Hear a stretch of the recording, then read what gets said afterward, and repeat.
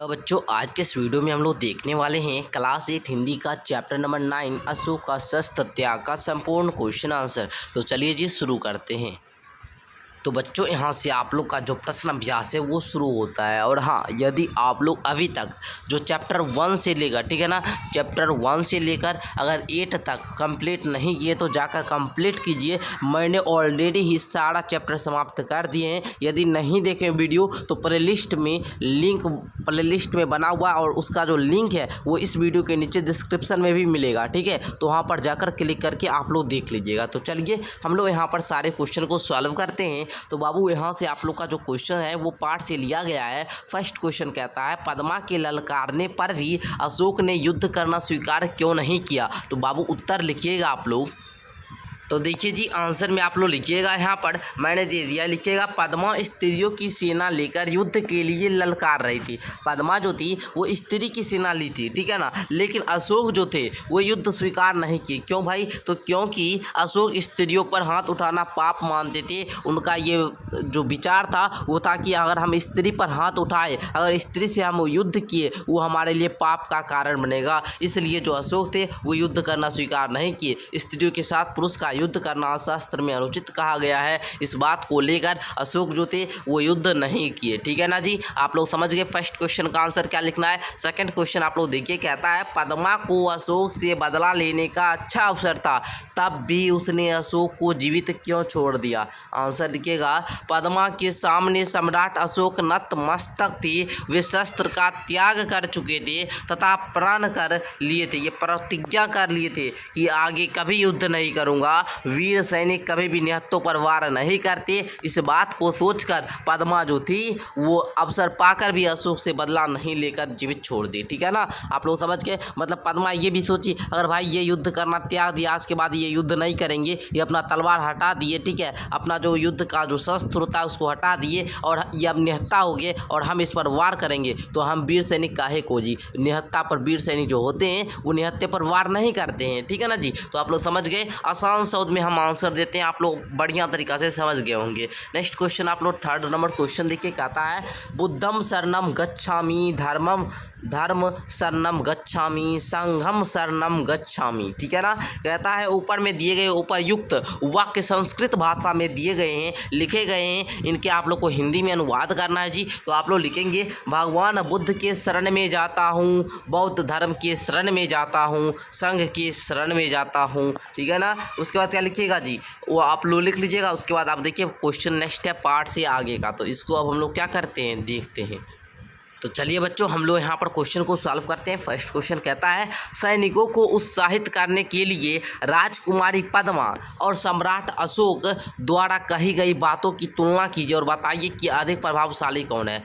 मतलब राजकुमारी की जो बात कही, राजकुमारी जो पद्मा है और सम्राट अशोक के द्वारा जो बात कही गई है, इस पर आप लोगों को तुलना है और बताना है कि कौन अधिक प्रभावशाली है। तो आंसर लिखेंगे तुलनात्मक दृष्टिकोण से राजकुमारी पद्मा द्वारा कही गई बातें सैनिकों के लिए अधिक प्रभावशाली थे। अशोक ने कलिंग पर विजय कर अधिकार में लेने का मृत्यु प्राप्त करने की बात अपने सैनिकों से कहा, लेकिन पद्मा अपने जो थी सैनिकों को वीर कन्या, वीर भगनी, वीरों की पत्नी, ठीक है ना, कहकर, ठीक है ना, स्त्रियों में वीर रस का संचार कर देती है। इसके साथ पिता, भाई, पुत्र, पति के हत्यारों से लोहा लेकर मातृभूमि को पराधीन होते नहीं देखने की प्रतिज्ञा करवाती है, जो क्या है जी अधिक प्रभावशाली है। तो लिख लीजिएगा यहाँ तक आंसर। नेक्स्ट क्वेश्चन नंबर 2 कहता है इस एकांकी के कहानी के रूप में लिख। जो एकांकी हम लोग पढ़ रहे थे अशोक का शस्त्र त्याग, इस एकांकी को कहानी के रूप में लिखना है। तो बाबू इसका आंसर जो है हम डिस्क्रिप्शन बॉक्स में PDF लिंक नाम से एक PDF मिलेगा, वहाँ पर जाकर क्लिक कीजिएगा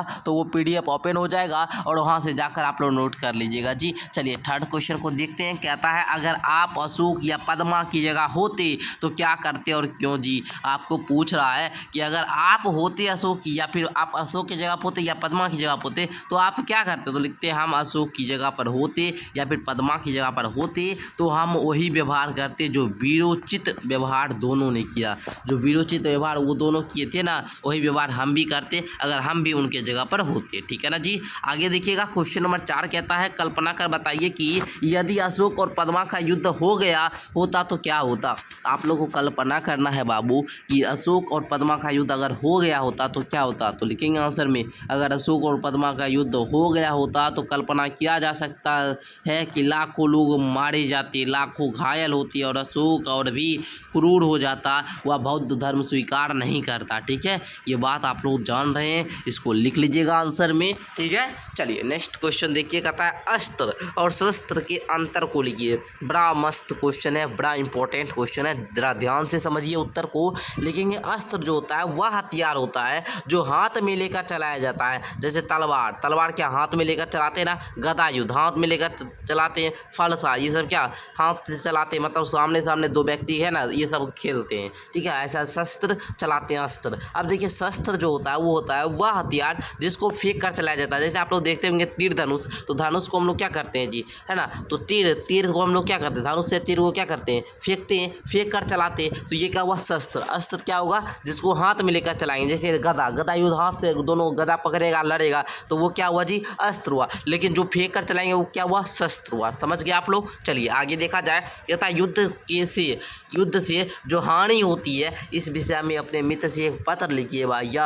तो लिखिएगा भैया जी कि प्रिय मित्र, क्या लिखिएगा जी, प्रिय मित्र। जब भी आपको बाबू पत्र लिखने के लिए बोला जाए, जब भी आपको पत्र लिखने के लिए बोला जाए तो लिखेंगे प्रिय मित्र। उसके बाद यहाँ पर आप लोग लिख देंगे साइड में पटना सिटी, है ना, जहाँ से भी आप लोग बिलोंग करते होंगे वहाँ का नाम दे देंगे, स्थान का, उसके बाद दिनांक दे देंगे। उसके बाद आप लोग लिखेंगे अपने मित्र का नाम, नमस्ते मैं कुशल से हूँ, तुम भी स्वपरिवार कुशल होंगे, ये बात आपको लिखना है। उसके बाद आगे पत्र में युद्ध से हानियों के विषय में लिखना चाहूँगा। आज के परमाणु युग में युद्ध बहुत हानिकारक साबित होगा।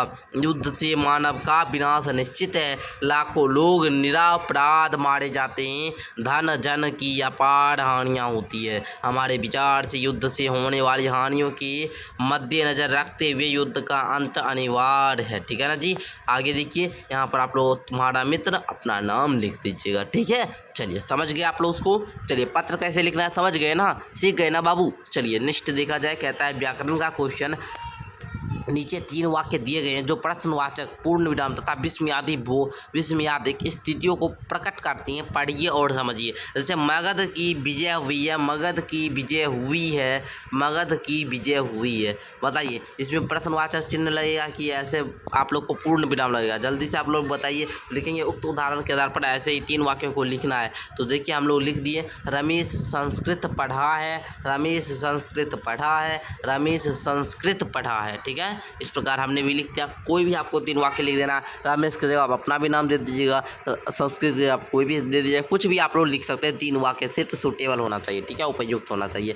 नेक्स्ट देखिए, सेकंड क्वेश्चन कहता है वाक्य में प्रयोग करके शस्त्र और, है ना, शास्त्र में अंतर स्थापित कीजिए। तो लिखेंगे शास्त्र से युद्ध होता है, शास्त्र अध्ययन योग्य है। मतलब शस्त्र जो होता है उससे हम क्या युद्ध करते हैं, फेंक कर चलाते हैं, तो वो क्या हुआ, शस्त्र हुआ। लेकिन शास्त्र जो होता है वो उससे हम क्या करते हैं, अध्ययन करते हैं। ठीक है, आप लोग को पता हुआ शास्त्र। ठीक है, अब देखिए बाबू गतिविधि का क्वेश्चन आ चुका है। कहता है इस एकांकी के कुछ संवाद जोशीले आवाज़ में कहे गए हैं और कुछ नरम आवाज़ में, ऐसे 2-2 संवादों को लिखिए और अभिनीत कीजिए। तो ये आप लोग को खुद ही करना है बाबू। आप लोग पढ़े होंगे चैप्टर को तो स्वयं कर लीजिएगा।